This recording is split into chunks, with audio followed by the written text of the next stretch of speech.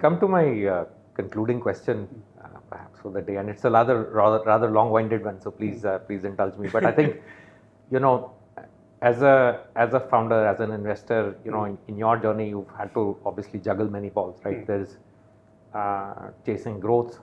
There's the ability to do the right thing.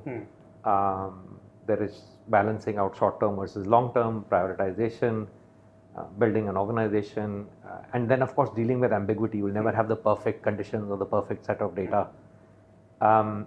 Any sort of 2 or 3 experiences or lessons you could talk about, from your journey, which you think would be helpful for other founders? Yeah, no, it's a very good question.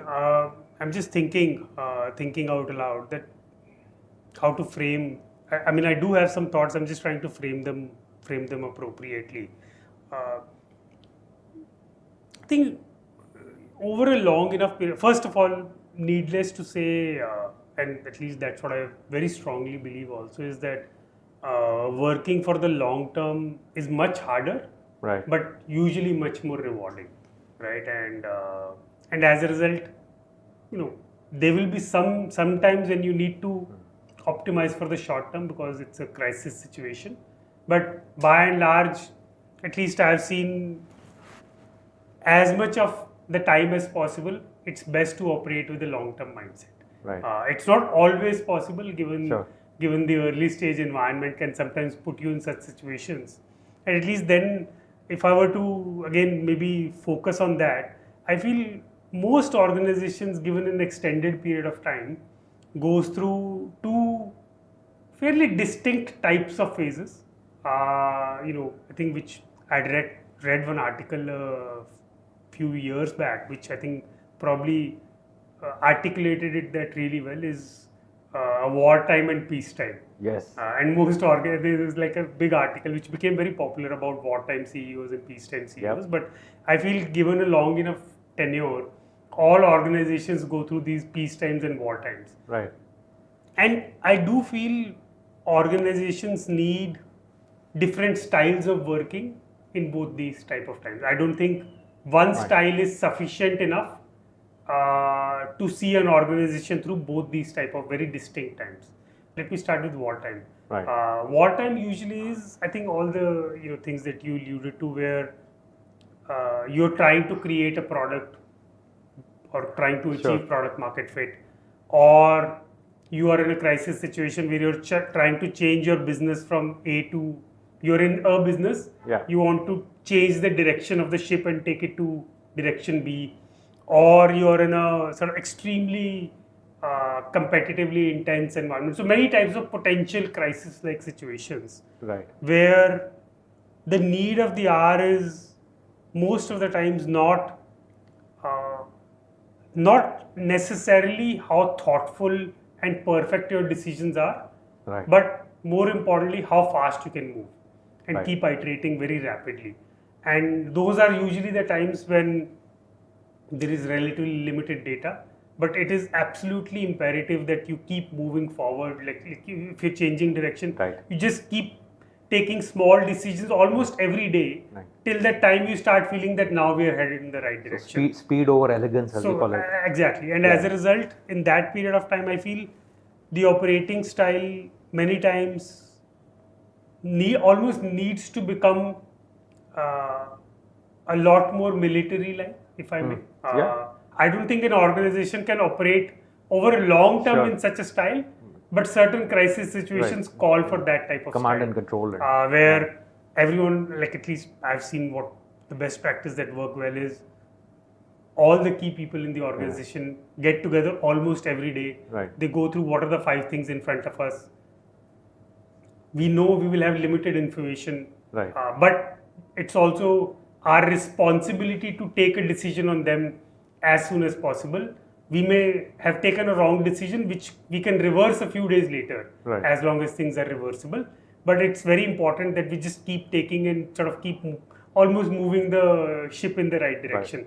I feel that sort of requires almost this style of operating where limited information, everyday decision making, optimize, as you rightly said, for speed then of elegance, and correct if you did some wrong decision and sort of take a mini reversal, but just keep moving fast every day. But does your gut and intuition play a big role in that? It plays a huge role because you will have some data, but then beyond a point, you will find yourself in situations where I need to take a decision. Right. Something I don't know fully sure whether it will work or not, but it is imperative that I take a decision today and almost work with the assumption that okay, if we take 10 decisions today, maybe 7 will work out, 3 will go wrong. We will, whatever is reversible, we will reverse it in a few days.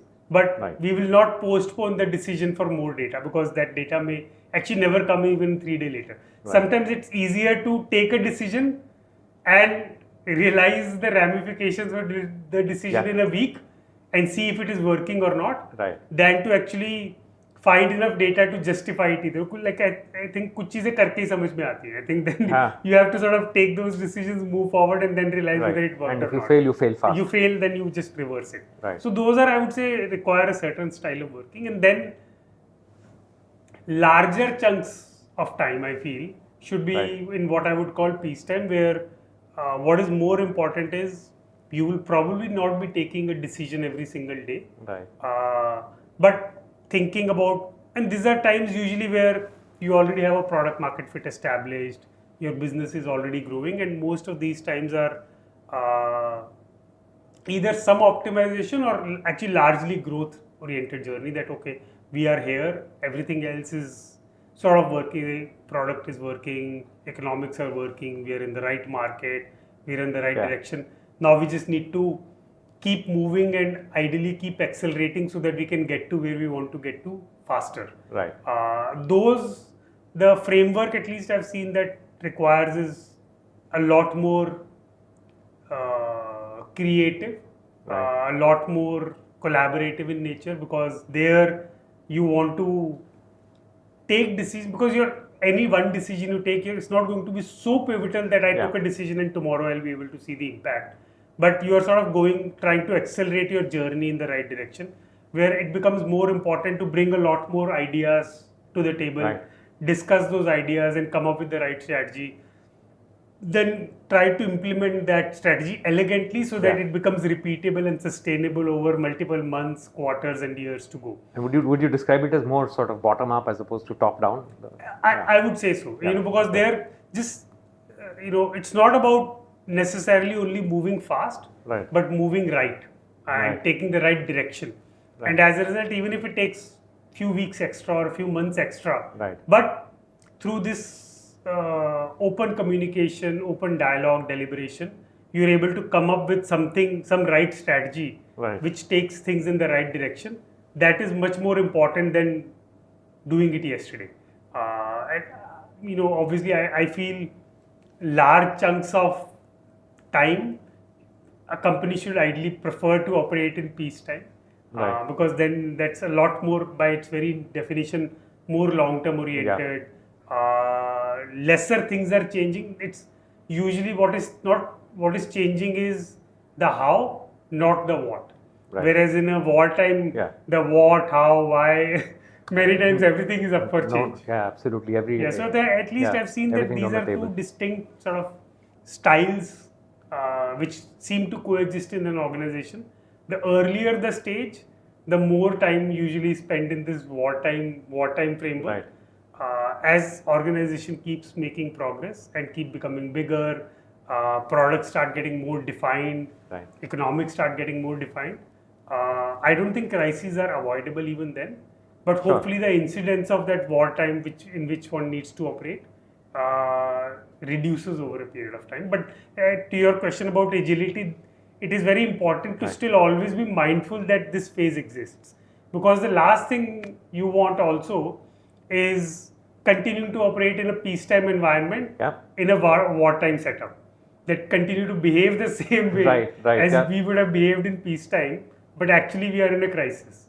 So hence, as an organization, knowing that there is this crisis mode that also exists, and if we find ourselves in one, it is important and we have the ability to switch it on and operate for that style for some time to go.